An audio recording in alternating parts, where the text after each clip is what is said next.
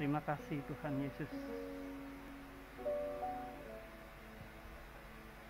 Terima kasih Tuhan, Kau sungguh tahu yang kami perlukan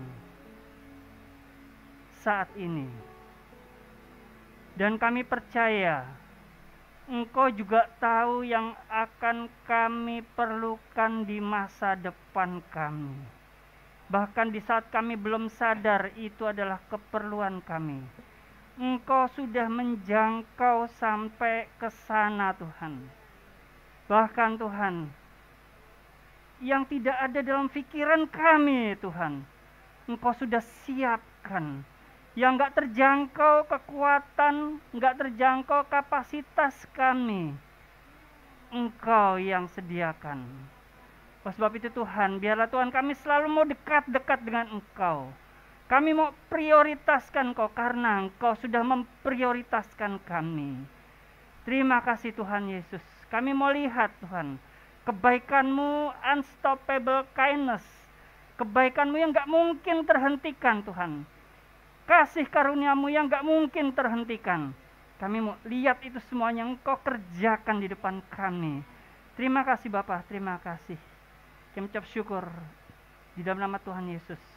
Segala puji, kemuliaan bagi nama-Mu Tuhan. Semua hamba-hamba-Mu yang melayani Engkau pada hari ini Tuhan. Pemuji, pemusik, sound system, multimedia. Bahkan kami pun yang hanya bernyanyi Tuhan, bertepuk tangan. Engkau berkati kami. Terima kasih Bapa di dalam nama Tuhan Yesus Alia. Amin. Puji Tuhan ya. Yang di lantai 1 juga saya mau mengajak, menghimbau teman-teman semua ya, kita mulai serius dengan kehidupan rohani ya. Saya mau sharing sesuatu yang merupakan otomatis ya, otomatis itu berjalan dengan sendirinya. Jadi apa yang akan kita dengar ini akan terjadi dengan sendirinya karena Tuhan Yesus yang melakukannya.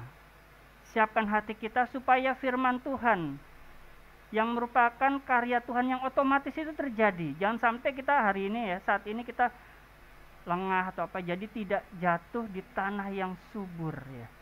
Kita serius ya.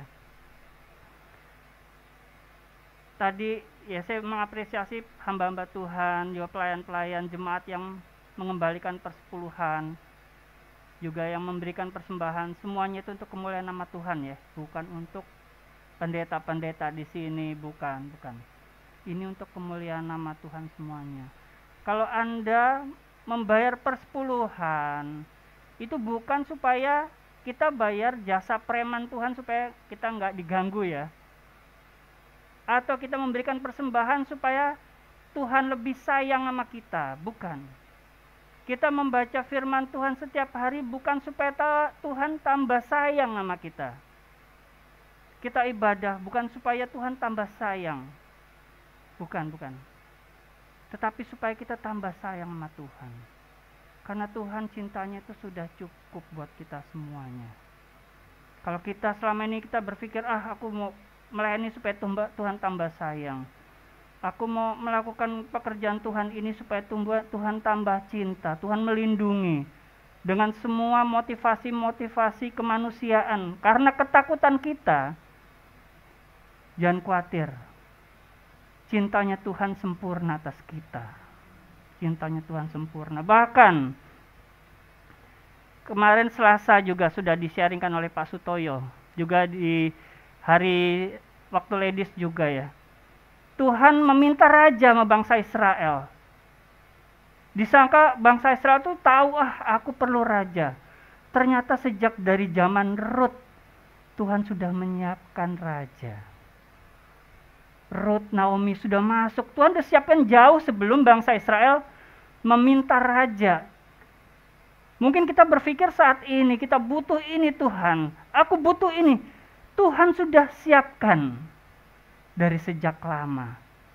Bahkan nanti mungkin 2 tahun lagi, 3 tahun, 5 tahun, 10 tahun lagi kebutuhan kita Tuhan sudah rendah.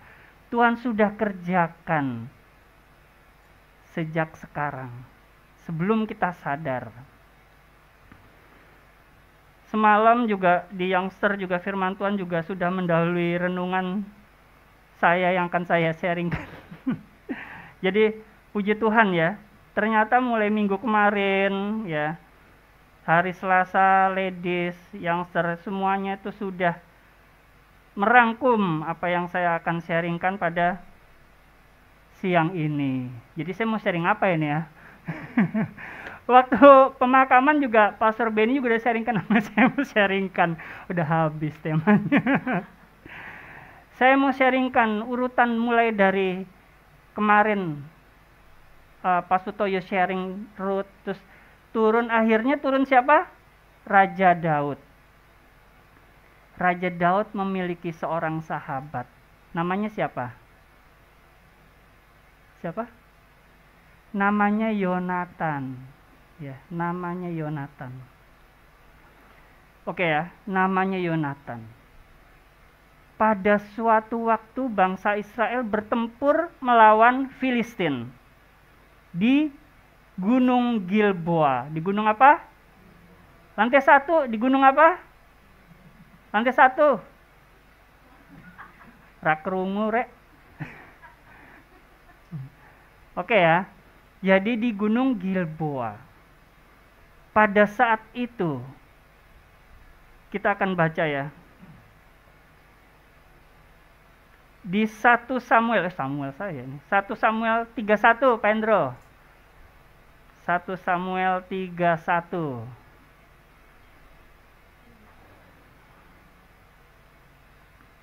1 Samuel 31 ya. Oke. Sementara itu orang Filistin berperang melawan orang Israel. Orang-orang Israel ngapain? Waduh, kok melarikan diri ya? Melarikan diri dari hadapan orang Filistin. Yang mati banyak gak? Banyak yang mati terbunuh. Next, Pak Endro. Orang Filistin bahkan mengejar Raja Saul, raja orang Israel, dan siapa? Anak-anaknya. Sakno ini. Sakno bener Saul ini. Rajanya melihat rakyatnya banyak yang mati terbunuh. Rajanya pun dikejar-kejar. Nggak cuma rajanya, tapi anak-anaknya juga. Siapa namanya? Diapain sih tuh begitu anak-anaknya terkejar? Ditewaskan. Jadi Saul mati. Anak-anaknya pun mati di Gunung Gilboa ini. Menewaskan Yonatan, Abinadab, dan Malkisua, anak Saul. Memang, lihat ya, jangan paksakan rencana kita sama Tuhan. Tuhan jauh-jauh hari sudah menyiapkan seorang raja terbaik bagi bangsa Israel. Tetapi bangsa Israel mendesak-desak sehingga terpilihlah Saul karena dia paling menonjol, paling ganteng, hartanya banyak, kaya. Saul itu berlatar belakang keluarga yang sangat kaya. Mungkin saat ini mungkin crazy rich ya di Israel. Sangat terpandang, ganteng, tingginya di atas rata-rata. Wah, ini ideal ya untuk jadi mantu ya. Jadi tidak mengecewakan. Jadi misalkan ada G20 ya. G20 dan Saul ini diundang. Kira-kira yang paling ganteng itu paling Perdana Menteri Kanada, ya, Presiden Kanada. Terus Saul ya masuk lah ya. Ya ini cukup terkenal ya. Wah, ganteng. Nah, disitulah akhirnya Tuhan membatalkan rencana bangsa Israel. Menggagalkan semua rekayasa bangsa Israel minta raja karena harus Tuhan yang berotoritas atas umatnya. Demikian juga Tuhan akan berotoritas atas hidup Anda semuanya. Dan yang Tuhan kasih Saul sama Daud. Mungkin Daud itu enggak ganteng. Mungkin enggak tinggi seperti Saul. Mungkin enggak dari keluarga kaya. Mungkin bukan orang yang crazy rich. Dia justru ada di padang jagain domba. Yang enggak dipandang justru itu adalah terbaik buat kita. Dan dicatat Daud ini salah satu pahlawan bangsa Israel. Bahkan bendera Israel saat ini pun disebut sebagai bintang Daud. Nah, puji Tuhan.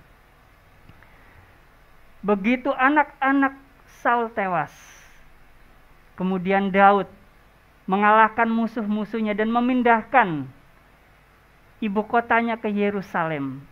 Tuhan mengokohkan kerajaan Saul. Tuhan mengokohkan tahta Daud. Nah, setelah semuanya stabil, Daud teringat akan sahabatnya Yonatan. Gimana ya Yonatan ini ya? Ada gak ya keturunannya dari Saul ini yang masih hidup? Karena dia ingat sama Yonatan.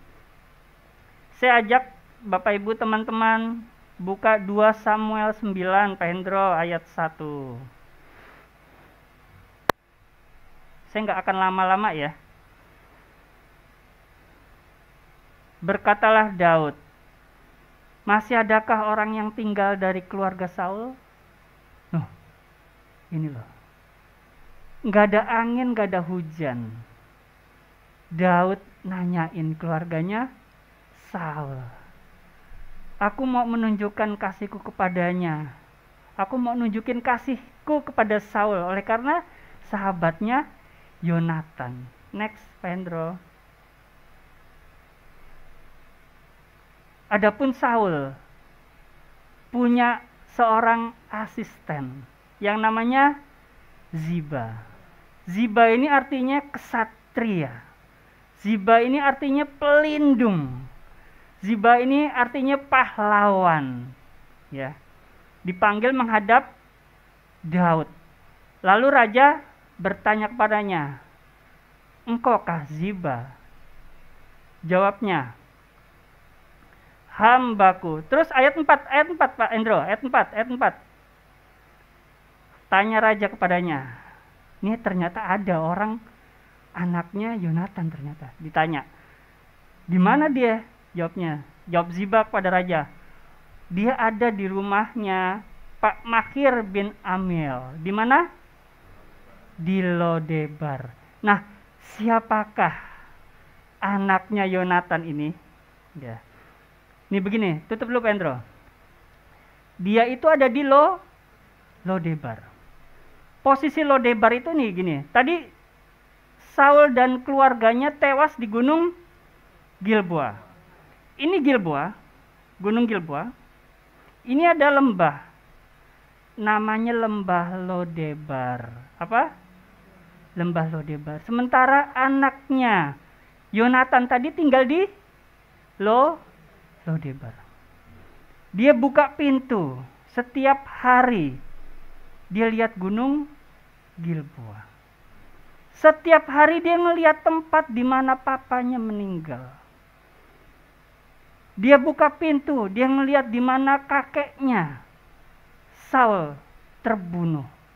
Saul terbunuh tuh lehernya terpancung, kepalanya dibawa-bawa pamer-pamerin gini.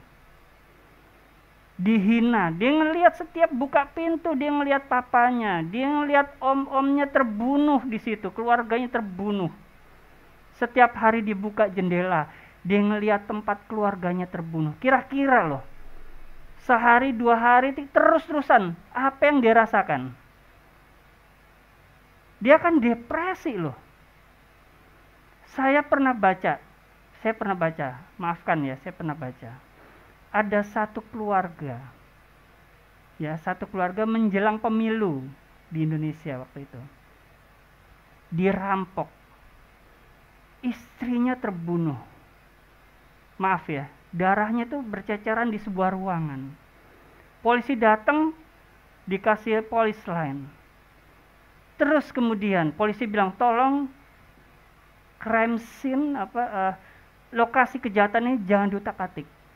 Tahu gak Bapak Ibu, setelah polisi pergi, bapaknya ini minta izin untuk membersihkan darah istrinya ini loh. Dibilang gak boleh. Padahal pada saat itu polisi kemudian memfokuskan untuk pengamanan pemilu. Jadi berbulan-bulan darahnya istrinya itu ada di situ, dilihat sama anak-anaknya. Sangat terganggu. Demikian pula dengan anak daripada Yonatan. Setiap hari dia ngelihat kematian. Setiap hari dia ngelihat gambaran kekalahan, pembunuhan, kehancuran keluarga. Depresi, saya yakin sangat depresi dalamnya, masukannya hati di dalam hatinya. Dia, kenapa engkau nggak pindah sih, gitu loh istilahnya. Setiap hari engkau ngelihat bukti monumen kegagalan, kehancuran, pembunuhan, kekalahan negerinya, di situ dia masuk semua. Sekarang kita mau baca ayat kelimanya, Pak Hendro. Sesudah itu Raja Daud menyuruh anaknya Yonatan ini untuk diambil dari rumah Makir bin Amil bin Lodebar. Hai jemaat House of Kana lantai 2 dan lantai 1. Izinkan Tuhan membawamu dari suasana kekalahan, suasana kematian, suasana kejahatan, dosa, beban, aib kepada suasana kerajaan. Jangan mau tinggal di masa-masa kekalahan. Jangan mau tinggal di masa-masa perenungan, kocar kacir. Jangan mau. Sekarang kita baca, Pendro. Siapakah anak dari si Yonatan? Ayat ketiga. Kemudian berkatalah raja, tidak adakah lagi orang yang tertinggal dari keluarga Saul? Dia tanya kepada Ziba tadi ya. Aku hendak menunjukkan kepadanya kasih yang dari Allah. Lalu berkatalah Ziba kepada raja, masih ada seorang anak laki-laki Yonatan yang cacat rek, sakno rek. Sakno. Saya mau ajak kita semuanya buka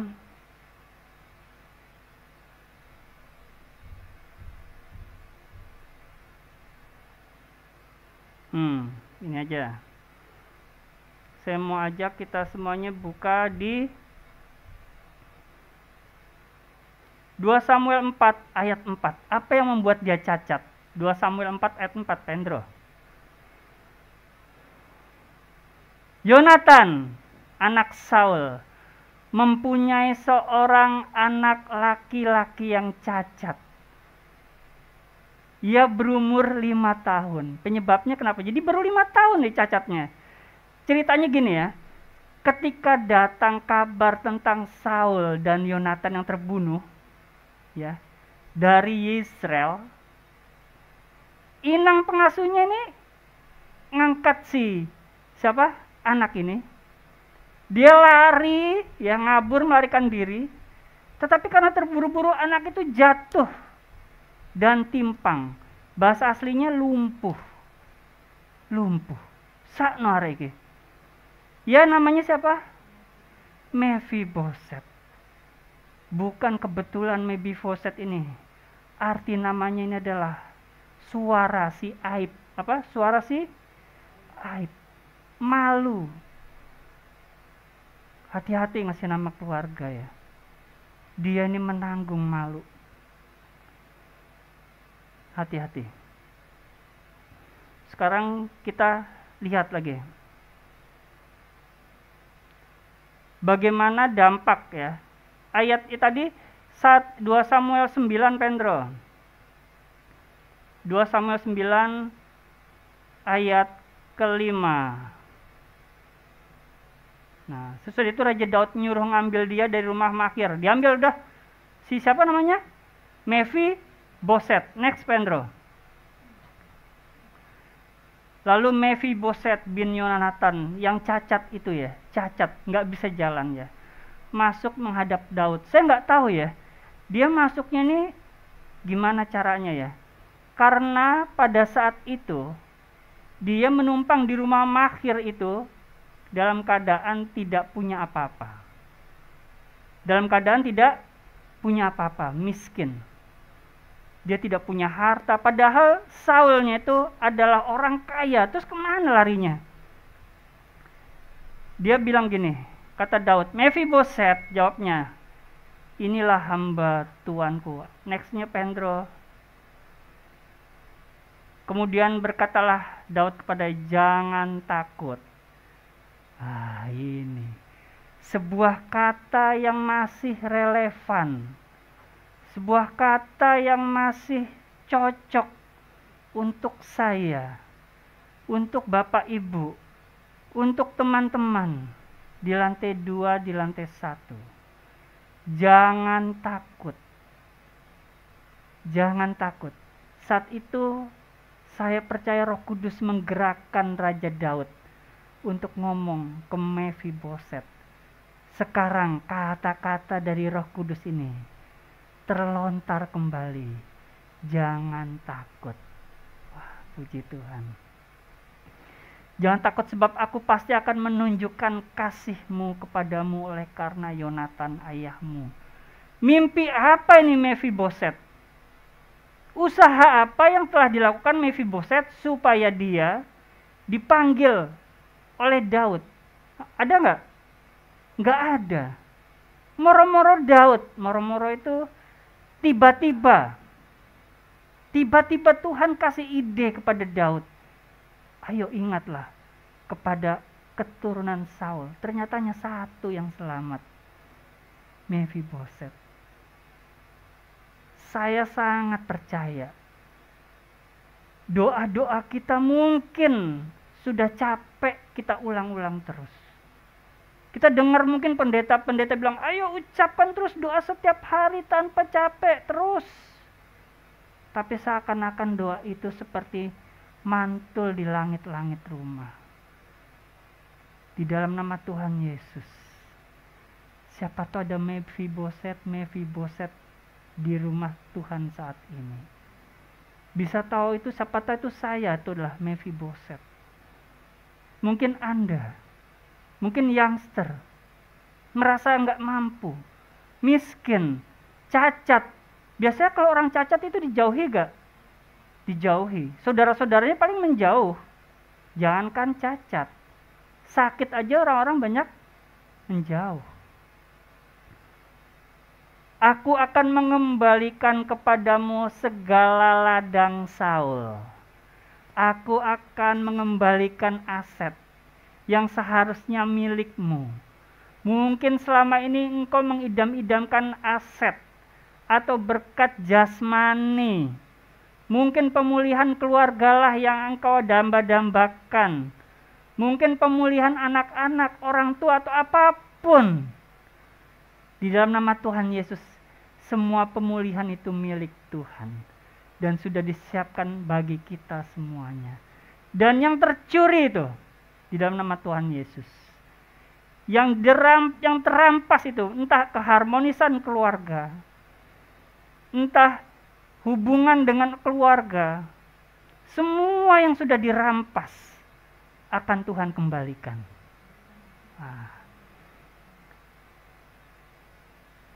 Kepadamu segala ladang Saul, terus nenekmu juga, istrinya Saul, dan engkau akan tetap makan sehidangan dengan aku. Artinya apa? Yang tadinya dia numpang-numpang di rumah Mahir di Lodebar, langsung melejit sehidangan dengan raja. Siapa yang bisa makan dengan raja? Kalau bukan orang-orang yang setara dengan raja. Siapa? Anda semuanya ini. Kiranya Anda adalah orang-orang yang bisa sehidangan, semeja dengan sang raja sejati, yaitu Yesus Kristus. Anda menikmati kelimpahan kasih-Nya. Pada saat Anda, mungkin aku ini tidak dalam suasana kerajaan. Aku dalam suasana perkabungan, kematian. Pikiranku setiap hari selalu kekalahan. Mungkin berapa tahun lagi aku tetap di Lodebar. Hari ini, hai jemaat Hosokana, adalah waktumu untuk terlontar dari area Lodebar, masuk sehidangan dengan raja. Bahagia sekali saya. Nextnya Pak Hendro. Lalu setelah dikasih tahu bahwa statusnya Mefiboset yang sebetulnya adalah keturunan raja. Sekali lagi, Mefiboset yang sebetulnya keturunan raja tetapi hilang. Dan sudah dikembalikan melalui Daud. Dia berkata, apakah hambamu ini? Bapak Ibu tahu bahasa asli dari ini? Apakah hamba? Saya mau tahu. Saya baca, dia tidak ngomong gini, siapakah aku? Kan biasa gitu ya, paham ya? Siapakah aku? Tapi dibilang apakah? Apakah di sini artinya pertama, ini saya catat ya, menunjukkan hanya kepada objek, benda atau barang. Apakah? Yang kedua, menunjukkan sifat, bukan manusia, hanya sifat. Yang ketiga, sebagai pelengkap informasi. Jadi kata apakah di sini tidak menunjukkan manusia. Mefiboset sudah tidak menganggap dirinya sebagai orang. Sudah tidak mungkin aku dipulihkan. Aku nggak masuk hitungan. Aku nggak pantas hidup sebagai seorang raja, hidup dalam nilai-nilai kerajaan. Aku nggak pantas. Aku naik derajat sedemikian tinggi. Aku bukan manusia lagi. Nextnya ya, sehingga engkau menghiraukan apa? Anjing mati. Kata-kata bahasa asli benar-benar anjing mati. Betapa rendahnya pemikiran, penilaian Mefiboset terhadap dirinya sendiri. Di sini ada gak yang menilai dirinya sedemikian rendah dengan Mefiboset? Ada gak? Gak ada kan? Betapa parahnya kondisi Mefiboset setiap hari ngelihat Gilboa, gunung. Begitu dia ngelihat buka pintu, waduh ternyata kalah.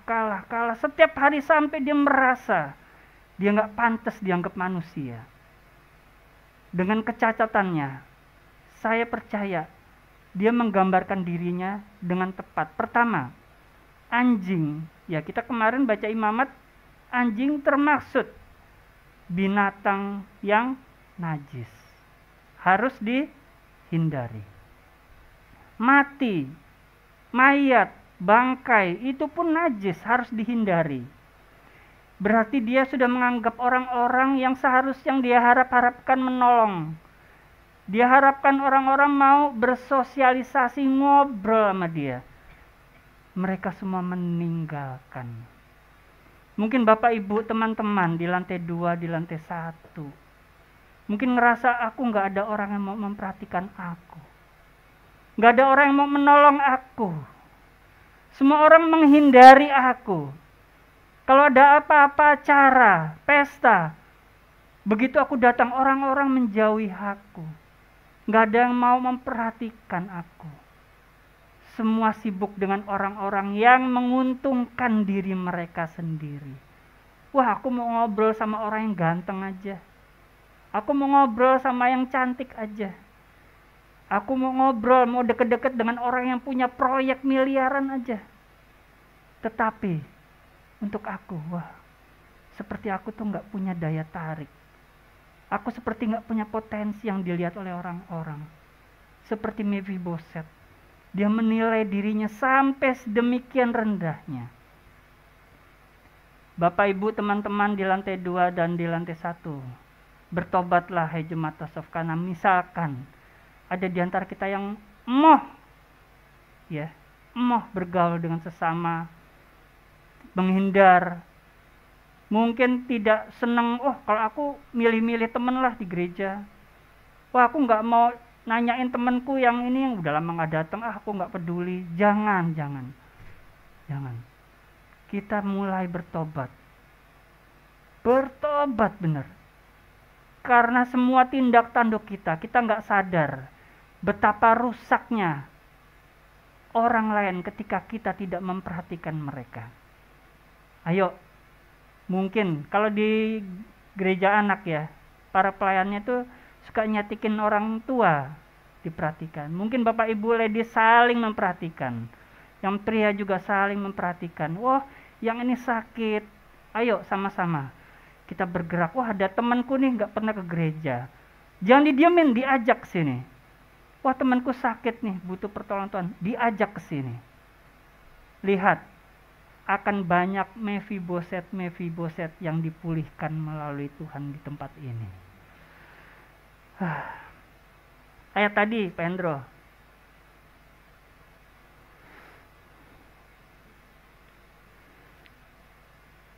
Sehingga engkau, ayat 9. Raja terus memanggil Ziba, orang yang seharusnya menjadi kesatria, orang yang seharusnya menjadi pahlawan, Ziba yang seharusnya menjadi pelindung keluarga Saul. Kita akan lihat. Lalu raja memanggil Ziba, hamba Saul itu, dan berkata kepadanya, segala sesuatu yang adalah milik Saul dan seluruh milik keluarganya, hei Ziba, ku berikan semuanya itu kepada cucu tuanmu itu. Bapak Ibu tahu gak sebetulnya?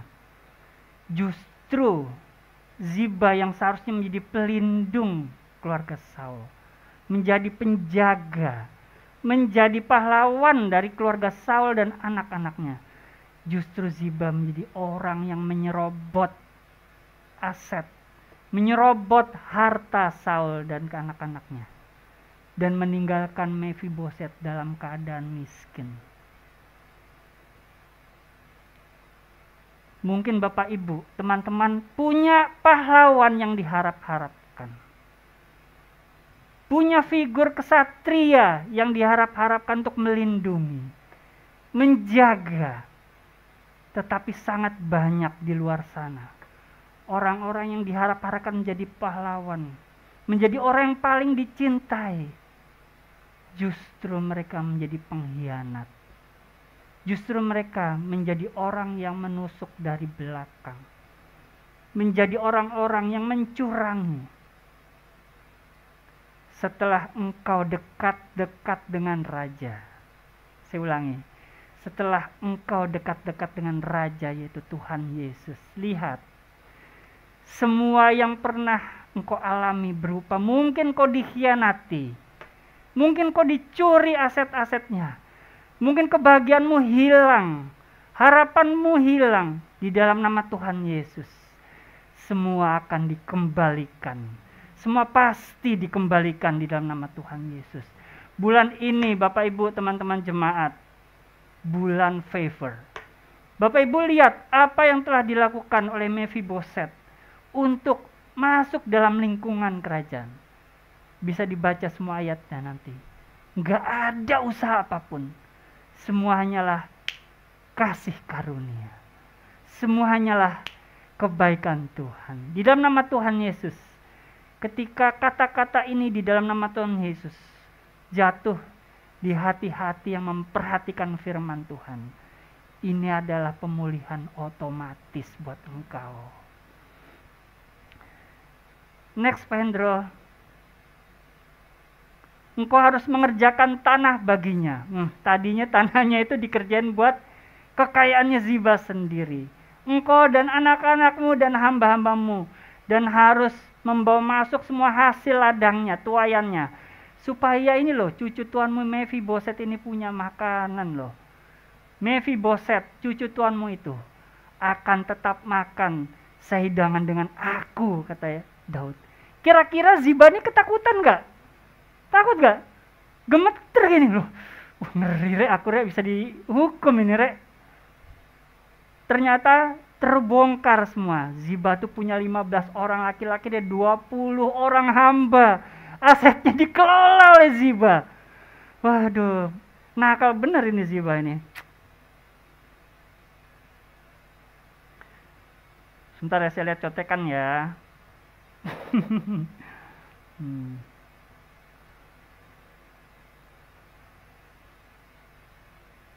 Nah, ini dia. Lalu kita buka yang 11-nya. Berkatalah Ziba, orang yang tadinya mencuri, memiskinkan Mephiboset, hambamu ini akan melakukan tepat seperti yang Tuan Raja katakan. Di dalam nama Tuhan Yesus, semuanya ini pasti terjadi. pada kehidupan kita semuanya. Jangan lihat sekarang. Biarlah Sang Raja itu yang memulihkan di dalam nama Tuhan Yesus. Jangan percaya kata-kata saya, percaya kata-kata firman Tuhan. Karena saya juga percaya kata-kata firman Tuhan. Jika Daud yang manusia aja sudah diberi ide oleh Roh Kudus, apalagi kita memiliki satu-satunya Raja semesta yang bisa dipercaya segala janji-janjinya. Dan Mephiboset makan mulai hari itu sehidangan dengan Daud sebagai salah seorang anak raja. Gak ada lagi anjing mati. Gak ada lagi orang yang hidup dalam kekalahan. Anda anak raja. Anda anak raja. Ayo dikasih tahu Anda anak raja. Ayo kasih tahu. Anak raja. Tadi Mephiboset kehilangan status anak raja. Setelah dia sehidangan dengan Daud, ia menjadi anaknya raja. Wah, hebat. Next, Pak Hendro, saya bersemangat ini. Mephiboset kemudian mempunyai seorang anak laki-laki kecil namanya Mika yang dikasihi. Semua orang yang diam di rumah Ziba adalah hamba-hamba Mephiboset. Sekarang ada transformasi nasib, ada transformasi hidup dari Mephiboset. Senang gak Bapak Ibu? Wah, luar biasa ini. Sesuatu yang gak pernah dipikirkan, gak ada dalam mimpi si Mephiboset. Karena favor, karena perkenanan Tuhan, bertransformasi semuanya. Dan itu terjadi buat kita semua, buat Anda semua, di dalam nama Tuhan Yesus. Yang terakhir Pak Hendro, demikianlah Mephiboset diam di ibu kota Yerusalem, sebab ia tetap makan sehidangan raja, adapun kedua kakinya tetap timpang. Mungkin kondisi kita seperti ini, tetapi kita sudah sehidangan dengan raja. Ada suasana yang gak bisa ditukar, gak ada suasana yang bisa dinilai dengan apapun, yaitu ketika Yesus menghampiri kita. Yesus datang ke lodebar kita. Bapak Ibu percaya Tuhan Yesus mampu memulihkan kita semuanya? Lantai 1, gimana, percaya enggak? Wah, itu udah yang diwakili ya, DPR ya. Apa betul Bapak Ibu yakin? Masa sih kondisiku kayak gini-gini? Kalau tadi WA kan bilang Bapak Ibu bersuka cita, jawabannya. Terus kadang-kadang Bapak Ibu bagaimana kabarnya? Jawabannya apa? Luar biasa. Itu kan diambil dari motivator dunia, dibawa masuk ke gereja. Bapak Ibu percaya? Amin, gitu kan. Apakah seperti itu Bapak Ibu menyikapi firman Tuhan ini? Izinkan saya untuk mengajak kita, ayo kita percaya ini akan terjadi. Karena respon iman kita menentukan pemulihan kita. Respon hati kita menentukan pemulihan kita. Saya mau cerita tentang tanya jawab luar biasa, amin, dan semuanya itu ya. Suatu hari Yesus mengajak Petrus, Yakobus, dan Yohanes naik ke atas gunung berdoa, meninggalkan murid-murid yang lain di bawah. Di atas gunung Tuhan Yesus berubah menjadi pribadi sesungguhnya, bercahaya. Kemudian mereka turun berempat dari gunung. Di situ Yesus melihat ada orang yang sedang berdebat, bersengketa, yaitu murid-muridnya dengan para ahli Taurat, orang Farisi. Karena apa? Ada sebuah keluarga punya anak laki-laki. Siapa anak laki? Anak laki-laki. Dibawa oleh papanya kepada murid-muridnya Yesus pada saat Yesus di atas gunung. Hai murid-muridnya Yesus, tolong doakan putraku ini. Karena putraku ini bisu. Apa? Bisu. Kedua, putraku ini karena nggak tahu kenapa, karena bisunya atau ada roh jahat. Tiba-tiba dia kejang-kejang dan jatuh di lantai. Dan roh ini membanting-banting tubuhnya, dibanting-banting tubuhnya. Bahkan pernah dia membanting tubuhnya ini di mana? Di bara api. Bahkan juga pernah dibanting ke air, kan bisa tenggelam, bisa mati. Tetapi murid-muridnya Yesus, apa yang terjadi? Bisa nyembuhin nggak? Nggak bisa mendoakan kesembuhan. Wah. Dan mereka, oleh sebab itu mereka menanyakan, kenapa ini kok nggak bisa sembuh? Kita buka kejadian itu di Markus 9. Ini loh. Ataupun ke dalam air, untuk apa? Membinasakannya. Sebab itu jika engkau dapat berbuat sesuatu, ya Yesus, tolonglah kami dan kasihanilah kami. Nextnya Pak Hendro. Jawab Yesus apa? Jika engkau dapat. Nah, ayat 22-nya tadi Pak Hendro. Sebab itu jika engkau dapat. Nah, kalau engkau bisa, Tuhan pasti sembuh. Kalau engkau bisa, pasti engkau sembuh. Engkau dapat kok. Engkau dapat menyembuhkan. Ayat 23-nya Pak Hendro. Jika engkau dapat, tidak ada yang mustahil bagi orang percaya, jemaat. Tuhan Yesus melihat dari sorga. Bapak Ibu percaya Tuhan Yesus dapat menyembuhkan? Amin. Itu kata-kata di mulut atau kata-kata dari hati. Kita tuh terlalu sering kita percaya hanya di mulut, terus terang aja. Karena kita terlalu sering percaya dengan kekuatan diri kita. Kita lebih percaya kekuatan diri. Kita lebih percaya pada rekening kita di bank. Kita lebih percaya pada teman-teman kita. Kita lebih percaya pada kemampuan keluarga kita. Sampai begitu kita nyaman, merasa aman dengan semua potensi-potensi yang ada di dalam diri kita. Begitu kita tanya, Anda percaya Tuhan selalu menjaga? Kita akan bilang, amin. Karena apa? Kita sudah bercermin dengan potensi kita. Wah, kita mampu nih. Ya, amin, haleluya. Nextnya Pak Hendro. 24. Segera anak ayah itu berteriak apa? Aku percaya. Bapak Ibu percaya? Amin. Apalagi ini kata-kata di banyak orang. Banyak orang nih. Orang Farisi, ahli Taurat, orang-orang yang mau lihat mujizat. Percaya, aku percaya. Kemudian titik. Apa? Titik. Dan yang sebetulnya, tolonglah aku Yesus. Aku yang gak percaya. Sesungguhnya aku tuh gak percaya loh Tuhan. Ini adalah cerminan saya. Ini ada cerminan kita semua. Yang biasanya lantang, amin, amin. Karena apa? Karena kita melihat Tuhan atau melihat dompet kita.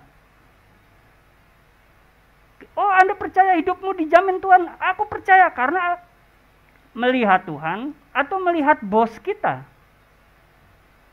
Ayo, mulailah kita jujur. Apa Bapak Ibu? Jujur sama Tuhan.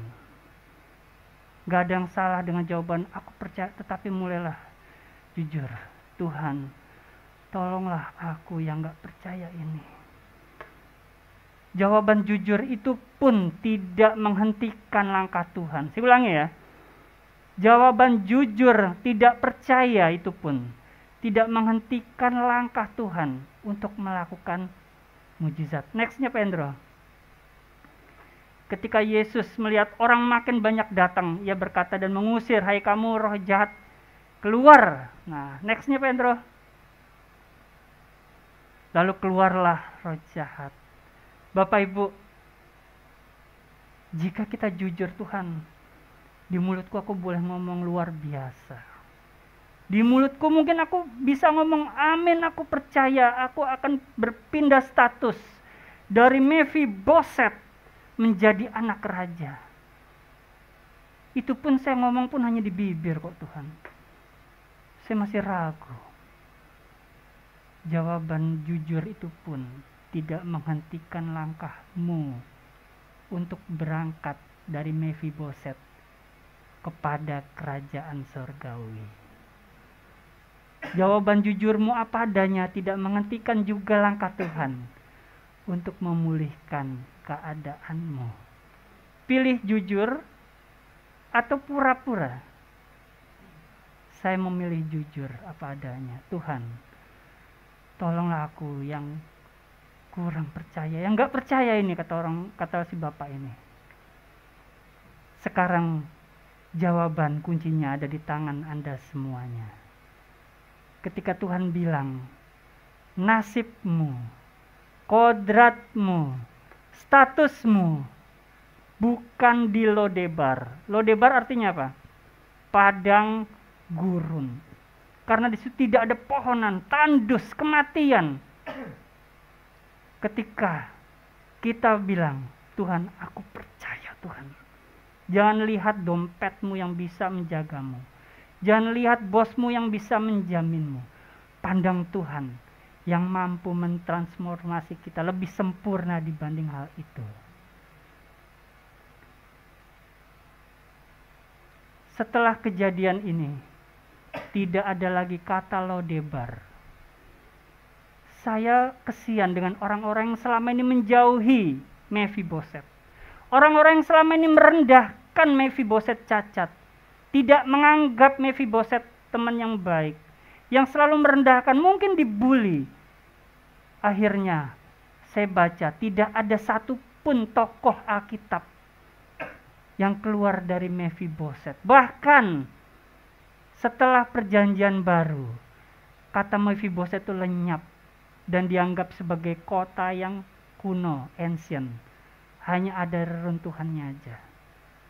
Pembelaan Tuhan ada padamu ketika engkau mau percaya kepada Tuhan. Tetapi hai orang-orang yang merendahkan orang lain, kondisimu gak akan menjadi mendekati pun tidak dengan orang-orang yang kau rendahkan. Oleh sebab itu, bersyukurlah firman Tuhan pada hari ini. Jadilah Mephiboset dengan status anak raja.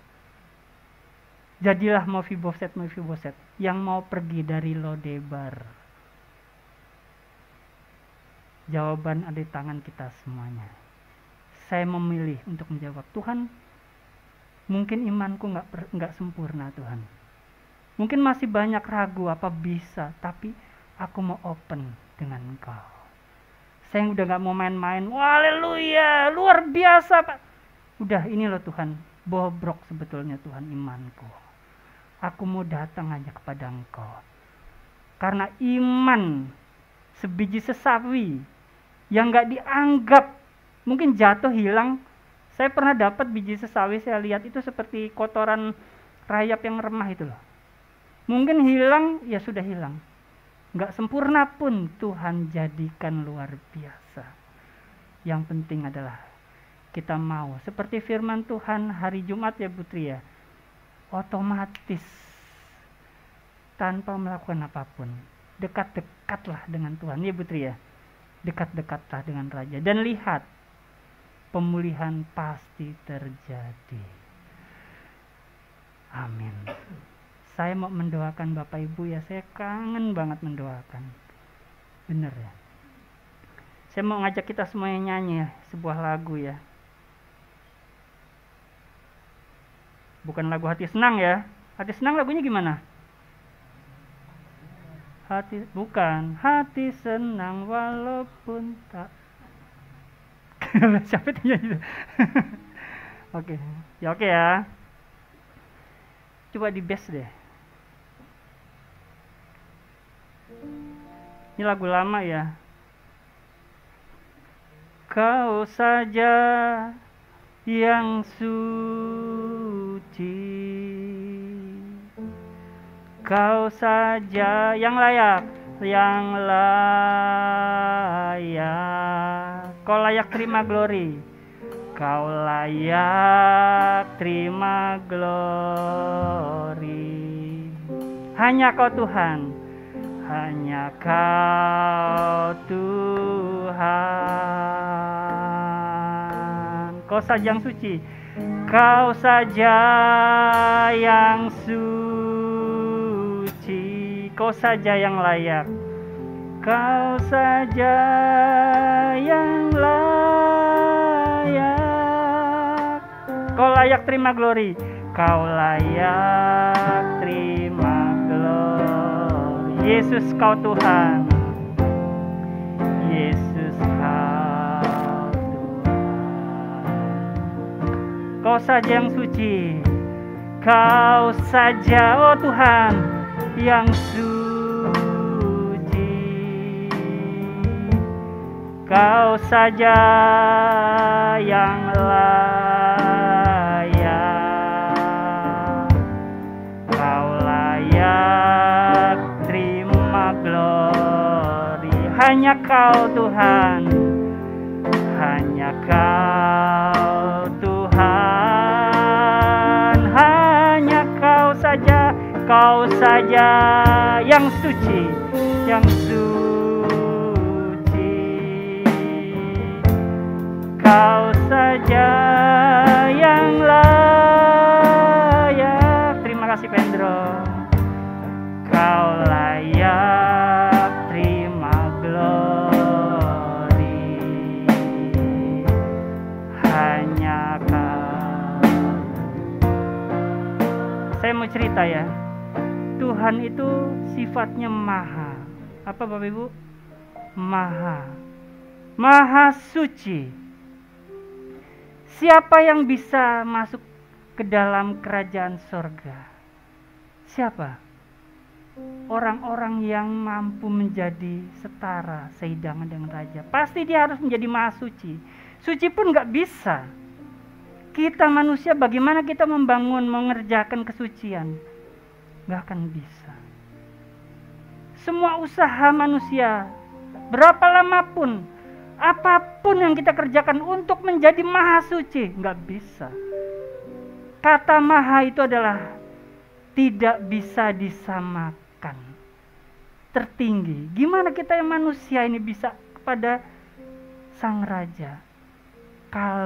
Kecuali kalau sang raja itu yang mengambil kita dari Lodebar. Hanya perkenanan Tuhan yang membawa kita bisa masuk dalam kerajaan surga. Kita nyanyikan dari atas, dipenuhi kemuliaan, kita menyembah. Nanti saya akan berdoa untuk Bapak Ibu. Dipenuhi kemuliaan, dipenuhi pujian,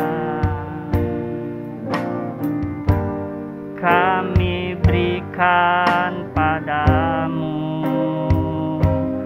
Tuhan korban pujian, sebab Kau saja yang suci. Haleluya. Sebab Kau yang suci. Oh, hanya Engkau Tuhan yang suci.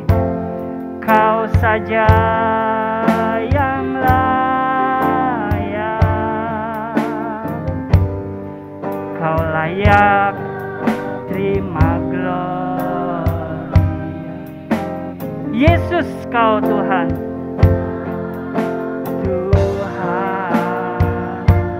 Kau saja yang suci, Yesus. Oh Tuhan, Kau lihat jemaat-Mu Tuhan. Kau lihat anak-anak-Mu. Kami semuanya mungkin ada di Lodebar ya Tuhan. Kami sangat butuh Engkau Tuhan. Terima glory. Yesus, Kau Tuhan. Ya, kita sembah Tuhan, ya sejenak kita sembah Tuhan.